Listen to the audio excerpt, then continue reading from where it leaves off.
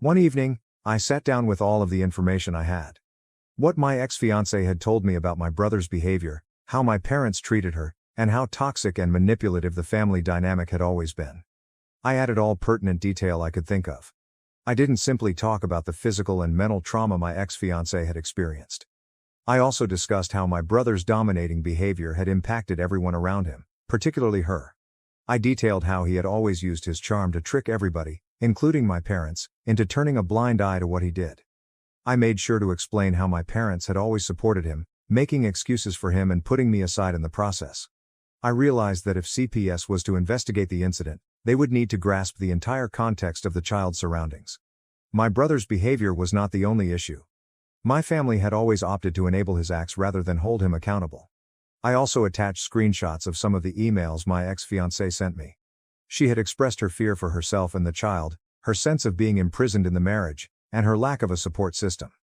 I knew I didn't have first-hand evidence of abuse against the child, but I hoped CPS would find enough in what I presented to launch an investigation. They might not be able to locate enough to intervene, but they would at least be aware of the situation. I needed to know that someone was watching out for the child, even if it wasn't me. Filing that report felt like a weight was lifted off my chest. It was the proper thing to do, but I didn't have to return to the craziness of my old life. I informed CPS that I wanted to remain anonymous and did not want to be contacted for follow-ups or participate in the case in any way. I did not want my name mentioned. I just wanted to make sure the kid was secure, and I felt if CPS thought my report had merit, they'd look into it further without my involvement. I did not expect immediate feedback or closure. CPS was unlikely to provide me with updates, and if they did, it would most likely be after they had done an inquiry. I was at ease knowing that I had done everything I could. I didn't have to reopen old wounds from my family's dysfunction, nor did I have to get caught up in their drama. At the end of the day, the report was the most effective thing I could do without jeopardizing my mental health or the life I'd worked so hard to rebuild.